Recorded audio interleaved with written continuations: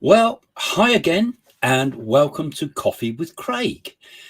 Before I run the titles, I'll just tell you a little bit about what we're going to talk about today. We're going to talk about artificial intelligence. This was stimulated actually to talk about this today by another one of my predictions about future technology that came true recently. And that is, I said that we would soon get meat from mammoths. Now, that sounded a completely bonkers idea, didn't it? Really, when you think about it, meat from mammoths. We're not going to do that. That's Jurassic Park and all the rest. But recently, thank you for the person that sent this email in about this for me because I missed it myself.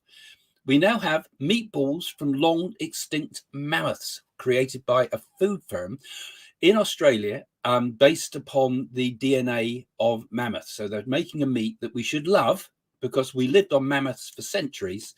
And there it is. So that was an odd prediction that came true. Another one that we're not that worried about, of course, is the ones I predicted about the riots in Paris.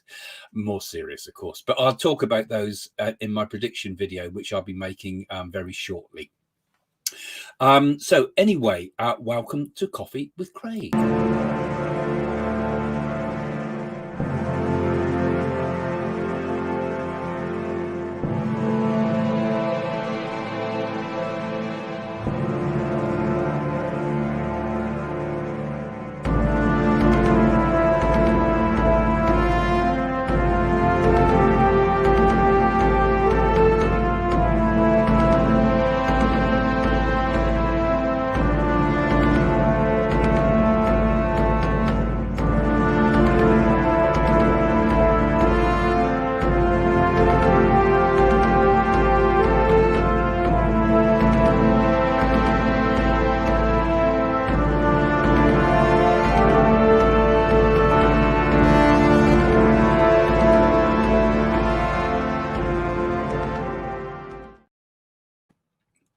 Hi, everybody, and we're going to talk about artificial intelligence.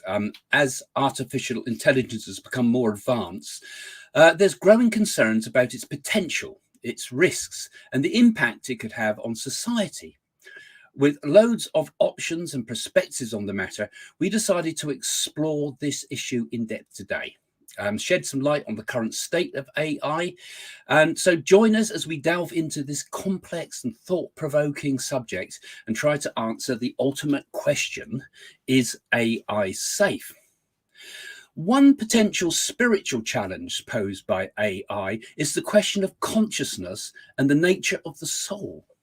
Some people believe that consciousness and the soul are unique human attributes and that machines will never be able to take possession of them. Others believe that consciousness is a fundamental aspect of the universe and could potentially emerge in artificial systems. These differing views could lead to philosophical and religious debates about the nature of consciousness and the soul. Another potential challenge is the ethical implications of creating and using AI. Some people may question whether creating intelligent machines is ethical and whether they have a right to exist.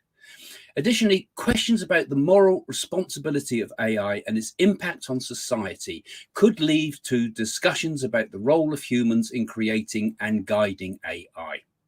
Finally, there is the potential of AI to challenge traditional religious beliefs and practices. For example, some religions may view the development of AI as a form of playing God, while others may see it as a tool to advance human knowledge and understanding of the universe. Overall, the spiritual challenges posed by AI will likely be complex and multifaceted and may require careful considerations and reflections from individuals and communities. Over. Everything I've spoken so far was written by AI. I said, write me a introduction for my show about the spiritual dangers of artificial intelligence. So I sounded a bit wooden there. I was trying to read it off and actually got a couple of words wrong when I spoke actually there. But isn't it? Don't you think that's a bit scary? It sounds a bit wooden when I speak because it doesn't come across as me, of course. But you can tell I'm reading it. But what a dangerous concept this AI is. I did this on the new AI, one of the new AI softwares that's out there that they're all making a fuss about. Now, Elon Musk has just been saying what a dangerous thing it is, and he thinks it should be regulated. And surely this is one of the most serious potential challenges for the future, because just as the machine told us, it's questioning the whole concept of consciousness and what is a human being, really. And can a machine ever become conscious? Could a machine ever have sentient feelings, ever be emotional, truly emotional? Could a machine ever experience love? Could a lot of humans ever experience true love, actually? But you know what I mean? It's like it is raising some of the most important questions of the future. And I thought I might take some of your questions about this and thoughts about this, just as a little another one of our little videos about the future of the world and what do we see and what does it bring us when we move ahead. Now, I'll just give you my thoughts on this first, and I'll take some questions from you, because I think when we talk about artificial intelligence, we have to first of all say, what is intelligence? Because at the moment, the way artificial intelligence, like these machine learning things, are working on is they can only give us knowledge.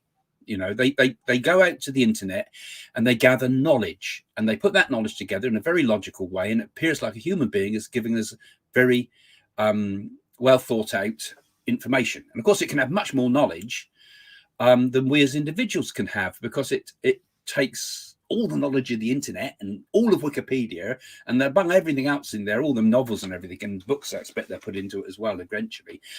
And it sorts at a massive speed all this information, more than our brains could possibly ever do, and puts it all together and gives us well-constructed, human-sounding answers. And this is just the start. You imagine once we get what they call quantum computing, when our computing power sort of leaps into a sort of a whole new level of processing, way outstrip anything we know now. And that could be quite frightening, because it would have the knowledge of a million professors all at once, But it's only knowledge, isn't it? Because when I think about the human brain, let alone human consciousness, but when we think about what the human brain is, there's two parts to us. There's knowledge, right? That's where the scientists and people come in. This is the right-hand brain thinking, isn't it? This is where I've gotten around the right way or not.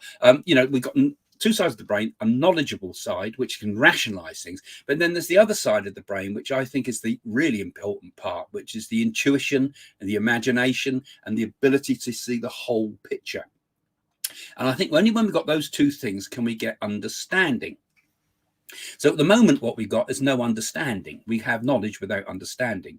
And I think without understanding, we haven't even got a glimmer of consciousness. But what if we can bring the two together? What if we could get a computer to also think holistically, which I'm sure they must be thinking about this already, and think in imaginative terms, like throw in wild stuff amongst all that logic so it gets ideas, it can put completely opposite ideas together and create a new one. That's creativity. So that requires two types of thinking. At the moment, artificial intelligence is lopsided. It's like the scientists. It's like the Richard Dawkins. I argued with him. I said, your arguments are lopsided. I said when I had the discussions with him, I said, you're lopsided. It's all logic. You've not allowed anything for the intuition, nothing for the imagination, nothing for holistic thinking or artistic thinking. We have to have both to have true understanding and appreciation. This is where, we're more than just machines, and why humans can understand beauty, why humans can understand emotions. But is that still consciousness? Is that still consciousness? Because what is our consciousness? When we try to sort of grasp it, you ask us, if you want to floor a psychologist, just say, where's consciousness in the brain then? They can't say where it is, because there's no particular place we can say this is where consciousness is developed and this is where consciousness ends. And what happens? Why does consciousness, continue after death? Because we can kind of get a lot of scientific proof of that, I suppose, from near-death experiences, but also from our own personal experience of the world. And also if we've ever ourselves understood mediumship and things like that, where we go into the realms of the mystical, we know, people like me know it's real, because it's just so much evidence, you see. So consciousness, as far as many of us, particularly those that come to this channel, must think, is something that continues beyond the brain, which is the spirit, isn't it? So can artificial intelligence ever have a spirit? And maybe it could, because if the spirit is material based, i.e., for example, the spirit does kind of have a kind of material form, but it exists in the quantum world of materialism, right? So that perhaps consciousness can exist, it connects to the body and the mind and the material world through the quantum world. Perhaps that's where our thoughts come from, and then they funnel into this brain, which is more of a receiver. This is one way of looking at it.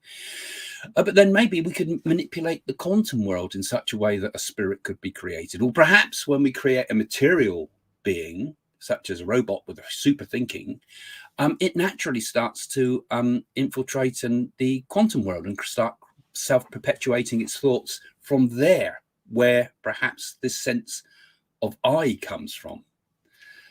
So my questions really, I can only really ask questions about this rather than answer these things. I think, the whole question of consciousness is something we have to experience and know.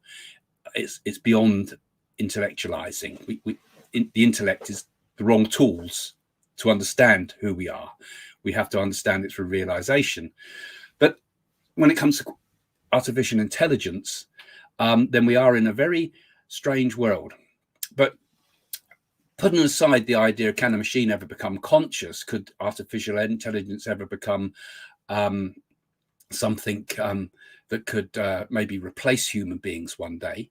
Because obviously one of the first things we're going to do is start plugging in, I'd like to know Sanskrit, for example, very well, and now to pronounce it all properly. If I could just plug a chip in and I start, spouting it, I suddenly understand the language completely. You've seen it in sci-fi, haven't we? That would be very useful. And would that affect who I am? Not really, in a way, because I've just accessed more information. Of course, that's the thin end of the wedge, isn't it? It's going into the Darth Vader world of half human, half machine. So that's one thought. But I don't think. I still think that the soul, the spirit, is something that's independent of matter.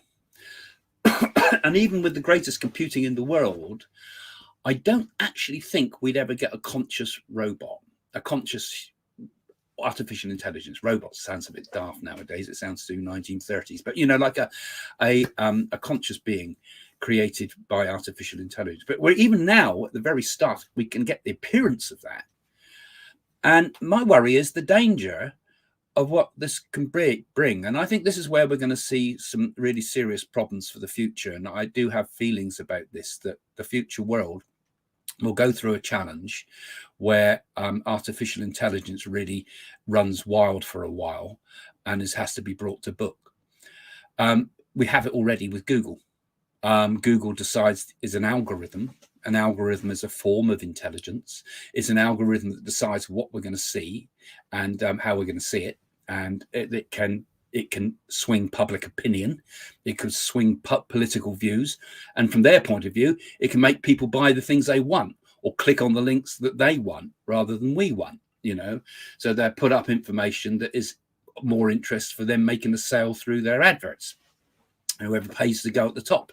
And that's just the tip of the iceberg, isn't it? It's the same thing here on YouTube. An algorithm is deciding what you've seen. So if this has popped up, you've obviously had an interest either in my show before or in artificial intelligence or in the future or whatever other thing the algorithm thinks that this video is likely to interest someone.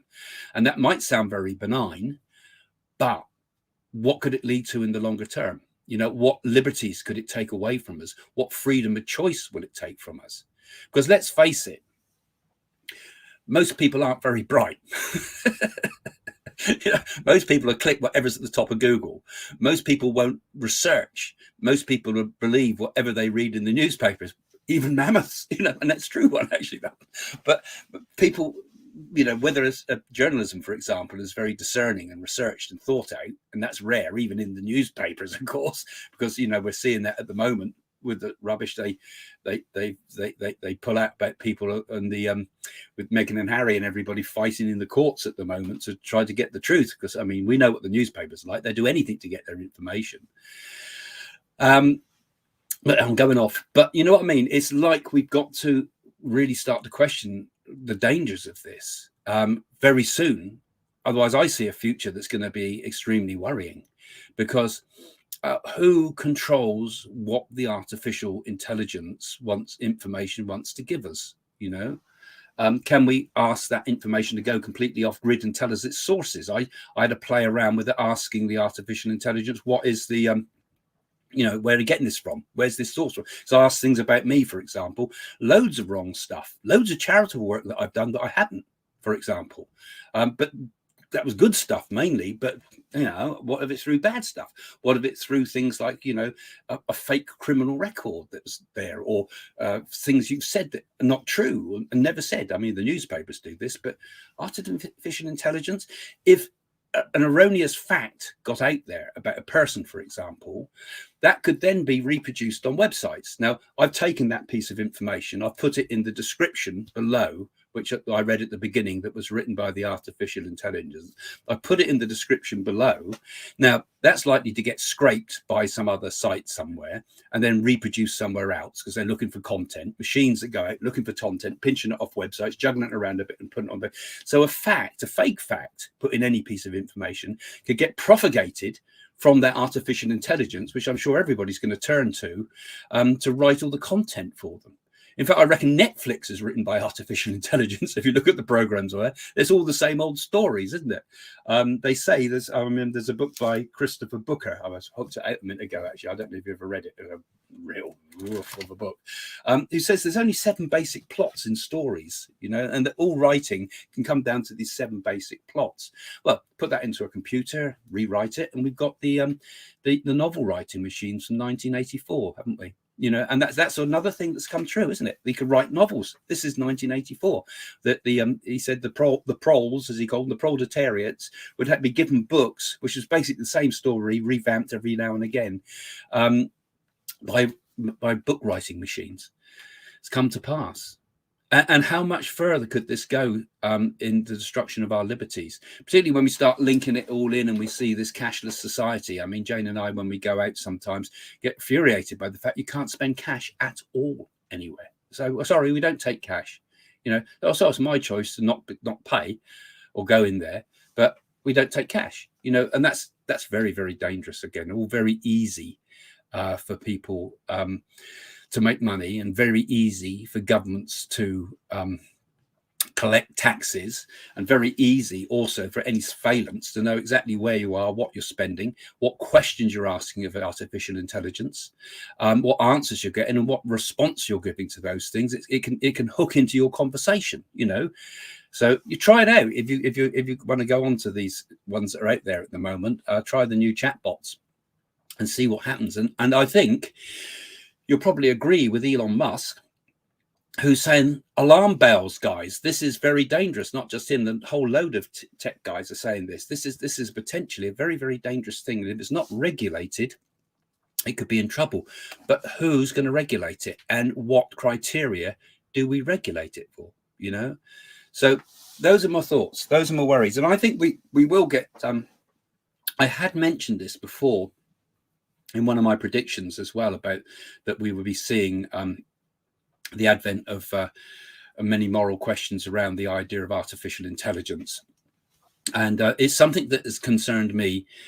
I don't think it can, like I say, I don't see ever that it could ever replace the true form of human consciousness. I don't think it could become a conscious sentient being. It could give the impression of being that way, and that's always going to be a difficult one to work out. It could probably give the impression of being like that, but whether it can be truly conscious in the way that we are, self-aware or self-realized, is another question, unless I'm wrong. Perhaps, this is just I'm a piece of history here, and artificial intelligence will take over and might, with a completely synthetic human or whatever equivalent could go to all the planets in the universe, because you're not worried about it, completely resilient. We could pack it into a human form. In artificial intelligence form could just be a sphere of titanium that shoots into space or something. So it's the stuff of science fiction, but I think it's happening today, and I think we will see this, and I think we will have to see regulation, and that's the fear. So any thoughts, any questions, and I'll see if I can take some of your questions, guys, now.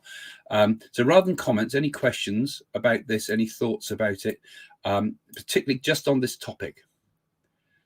Let's see, we've got a few coming up. See, I can't do answer questions on. No, I'm not on there. See, an algorithm, don't have anything to do with them. There's an interesting. Would it need a soul to have feelings? But what do we mean by soul? What do we mean by a soul or a spirit? Or what's the difference between those two things? Most scientists would say that intelligence and awareness is entirely based upon the chemical processes of the brain. When you're dead, you're dead. That's it. End of story. Before I was born, I can't remember who said this, but before I was born, there was millions of years without me, and it didn't upset me a bit. After I'm dead, millions of years after me, and it didn't upset me a bit. So why worry? But actually, from what we know, from my whole life's work as a medium, I know that life continues after death, and I know that consciousness can travel outside the body, and even through time. And so that is perhaps what the soul is, that part of ourselves, that etheric being that continues beyond the physical form. So therefore, from the perspective I take it, spirit first, body second. The body is the conduit of the spirit. The body is not the creator of the spirit, but the artificial intelligence way is the opposite way round, in which the intelligence perhaps could create the spirit. Maybe our spirit even was created by earthly things first. It was the evolutionary way of moving from one generation to another information, but it didn't do it. It did it through DNA on the one hand, but also through spirit as well. Who knows? Any more interesting thoughts? Well, there you go. This is where we start getting into the very interesting one, because there's not many enlightened people anyway. And most of the people that claim to be enlightened aren't. And the difference between what Buddha says, for example, and what Krishna might say might be quite different. I mean, we get the whole question about dualism and non-dualism, and we get the question about what is the I, and is there a soul? Is there an Atman? Is there an Atma, a Jiva? All these sort of questions we can't answer anyway properly without direct personal experience. So it can't teach us anything. It might get it wrong. It might just be processing information that other people have said. So could it help us with our own processes? For example, we know things like the brain has different waves. It has alpha waves, beta waves, theta waves, delta waves, and so forth. And we know that certain wave patterns in the brain can, for example, increase deep sleep. Certain wave patterns only come in deep sleep. So we feed those into the brain, we go off into a deep sleep. So, well, that's handy. Or if we know alpha waves make us happy, let's feed those directly into the brain, and a depressed person can be happy. But, you're not happy. You've just got an electrode in your brain making you feel that way. So we've got to get the horse before the cart with these things. And I think when it comes to things like what is awareness, we have to understand what that is first, and realize that's what we are first. We are awake, aware beings, where some of us are not quite well awake, and we think we're the body. We're lost in it. We're lost in the dream. And sometimes all of us are in the dream, and sometimes we're out of the dream. Sometimes we wake up, sometimes we don't. It's a gradual process awakening. So could artificial intelligence give a final answer to that? I don't think so somehow. I think it's the way you look at the nature of consciousness and the way you look at who am I? You have to ask the question, who am I, to understand that. interesting thoughts here. AI can only use intellectual constructs and the processes by which they may evolve, much like an ideology lacking in lateral thinking. Yeah, this is what I was saying at the beginning. The two ways of thinking. We have the rational thinking, which can create all the great benefits of science and the world and engineering and things like that. But we also have to have intuitive thinking, I think I would call it, imagination, the ability to see things as a whole. And only with the two can we get true understanding. We have to have, but these are the two hemispheres of the brain again. But that's what I say. We can. At the moment, it's a lopsided thing, but that might change if they introduce other ways of programming it to be, say, more holistic in the way it thinks. But does that still make a human being? So, Robbie the robot says, "Danger, Will Robinson." Yeah. And what will people do if they don't need to work? Well, that was another interesting thought, because I think the future world. I don't know who was talking about it. I think it was what's his name, Benzos or whatever his name is, the one that runs Amazon, was talking about that a future world could have all the factories on other planets. You could have all the industries on Mars, or have all the heavy industries on the moon. It's nice, close to hand, and it can pollute as much as it wants because there's nowhere for it to go, and nothing for it to destroy. And then you ship it by Amazon delivery. We have to get through a head of a lot of cardboard, but Amazon delivery, you could deliver it down to Earth, and Earth has no factories and can just become a giant park, which is a lovely thought, a lovely idea. But it reminds me of H.G. Wells' The Time Machine. I don't know if any of you read that, because in that there was two types of people. There was the people who lived above the earth, who were childlike beings, had become so used to having everything done for them, had been so used to a lovely playground world, that they'd actually evolved back into childhood. And then there was the workers who worked underground in H.G. Wells' story, of course, who became kind of morphosized into these sort of monstrous sort of thug-like beings that used to prowl the earth at night when they come up from the underground factories, So it's the same idea, the same world, and the same potential dangers of how evolution could evolve. But a world where we have absolute technology and have massive leisure time, actually, I think would be a good world.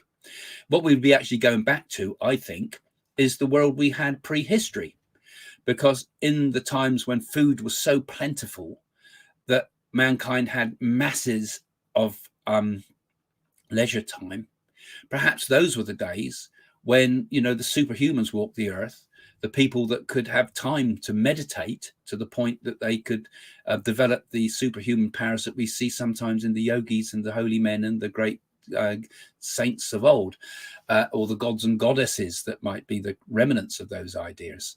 So leisure time, I think, would be very useful, because a large part of our time is often spent, isn't it, just making a living. I mean, I think how lucky I am to be in this world where we all moan about working, but imagine working the fields every day, and the money, and going to the you're being a serf and it all just going to the landlord.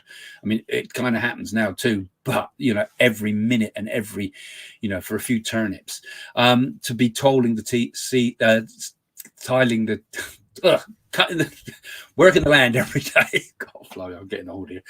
Working the land every day would be drudgery, wouldn't it? So we must count our blessings in life. So put your comments below, please, guys, afterwards, and put them in the comments now, but also afterwards. What do you think? Do you think this is a serious thing? Where do you think artificial intelligence will lead us? Will it lead us to some terrible dystopia? Will it threaten the human spirit?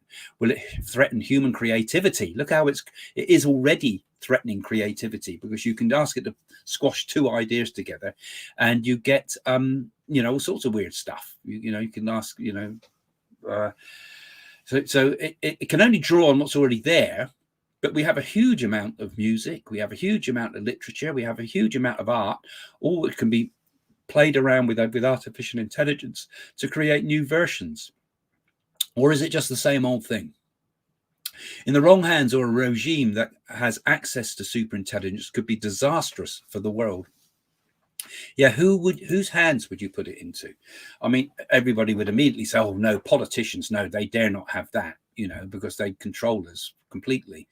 But what about industry? What about these global companies who nowadays seem to have no care about any country? I mean, they go to the highest bidder. You don't want to make it in America, we'll make it in China. Don't want to make it in China, we'll make it in India. Don't want to make it in India, we'll make it in Africa.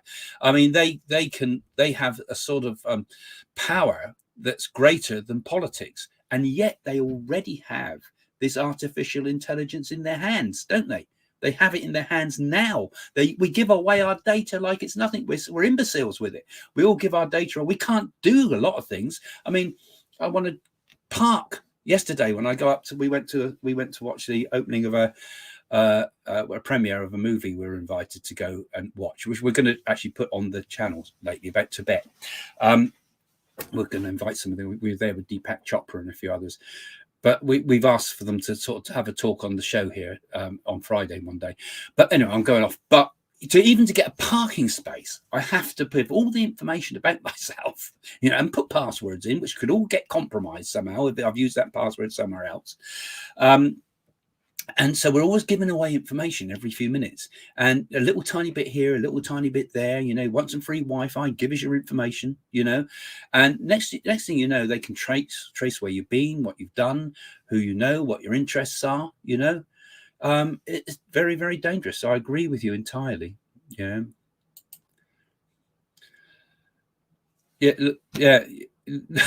Exactly. Facebook. How dangerous could that be? Already dangerous, and they already want to go into this 3D sort of world. This new virtual realities is where the hubris, the ego of these people. They want to not only control what we look at, they want to control our complete world, our complete environment. We are just sort of little bits of programs in this artificial reality, in this counterfeit world. Do we all want to live in a counterfeit world? I mean, it's nice from my point of view to be able to communicate with people and talk to people. This is fabulous, and I'm sure you enjoy the interaction with people like me and others, but it's still fake, isn't it? I'm still just a light on the screen. When do we actually get to meet people? And this is a dangerous world, I think, because meeting people is much more than just that. What kind of jobs should we do in the era of AI? Good question, actually, because creative jobs could be thrown out the window, couldn't they? Why do we need creative jobs if we can just take all this? We want a new song. Let's have another Beatles song. So in the style of the Beatles, make me a song with the words based around the type of lyrics you might find in Elvis. Boom, two of the best, bring them together. You got a completely new song with new words, everything completely new, and everybody love it. So creative jobs could be out. Designing AI, that could be out, because once you get a self-perpetuating AI machine, you're really in trouble. So if you could get a small robot that could reproduce itself, right? So, and then build a bigger version of itself and a bigger version of itself and a bigger version of itself until it's on a full functioning thing, but starts off with a nanotechnology. Send a bit of that to Mars, and a little bit of it can start to build more of it and build more of it and build more. So it makes its own machine. It builds, it grows, and it's already possible that we can get self-replicating systems, software to write itself, for example. So when you spot a mistake in the software, and this AI, if you go and play with it, if you know anything about code, you can ask it to spot the mistakes in the code, and it'll find the mistakes in the code and suggest new code. So you can't write the stuff, can you? What jobs could we do? It's worrying, because just like the internet has completely wrecked the whole of the society before, the high streets are gone. Just about everything we do, even to seeing a doctor, has changed. So too, I think AI is going to be even more bigger than that. Website design, I wouldn't worry about that. There's going to be no more websites. Why do you need websites when it can all be done by AI? You just speak to it. Show me your latest list of cameras. These are It doesn't need a website. It's all done instant. All the work is done for you. And we're always lazy people too, aren't we? So we let it do all the work for us. We just let it all do. This is I think it's probably one of the biggest dangers of of the world, really, isn't it, for the future? Laziness. We just let it all happen. Oh yeah, okay, it's easy. Yeah. Go into Sainsbury's or one of the big stores. They have one counter where you can put your food shopping through, right, and have it scanned as normal, with one poor, probably old guy who's past his retirement doing it, taking a very slow time because they want you to wait. Or nice and easy, you can go and scan it yourself and do all the work yourself, and we don't need any employees, and you can put it through when it's automatic checkouts, and there are loads of other methods of doing it. So everything's geared up about getting rid of the human being, isn't it? AI could take it over. And why? Because we're all so lazy. Even too lazy to come and have a private reading. I do mine on Zoom now because people want to do it. Nice to sit at home and do it.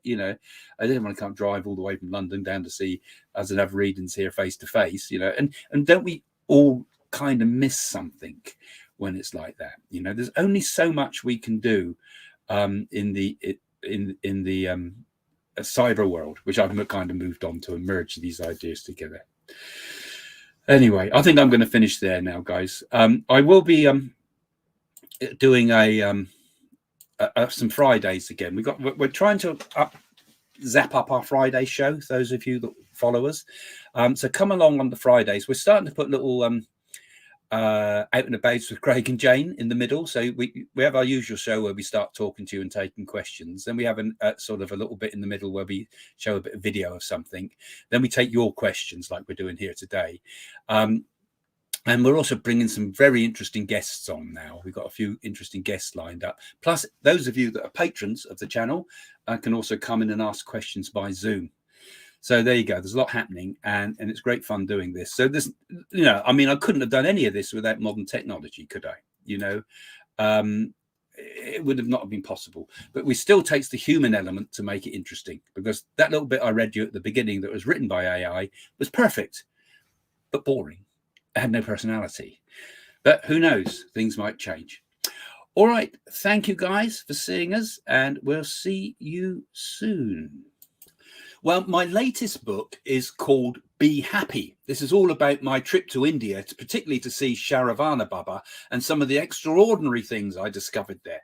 But it's also a bit of an adventure story as well, because it tells the story of how the Indian oracle, the Nadi, showed me how to save the life of my grandson. So it's a very poignant and very important book to me. And I think you'll enjoy the kind of spiritual adventure of it in some ways, and also some of the uplifting stuff about how to be happy in this somewhat unpleasant world sometimes. So it's quite a hopeful book. It's a book that I think you can learn a lot from if you're into the spiritual path. But this is kind of a third book in a series, actually, because my first book on the Nadi Oracle was called Messages from the Universe. So this tells how I went to India and discovered the Nadi, and really I was one of the first Westerners to really stumble upon it and find the real Nadi. It gives you some warnings about the negative stuff as well. And it's also quite autobiographical, because it tells how Jane and I, our work with Princess Diana, the spirit of Diana. It talks about our work with Doris Stokes. It showed how we developed as people and as mediums, and our backstory as well. So I think you'll enjoy it. If you enjoy watching Jane and myself, I think you'll enjoy the backstory. But particularly the India stuff came into this book. And then I went to India to fulfill what we call the remedies. And this is in my book, Mystic Journey to India, which is the second book in this kind of series of 3 now we get. They kind of link together in a way. They follow on from each other. You can read them independently, of course. And there's also a movie made about this called Mystic Journey to India that you can find on Amazon. And there's links to that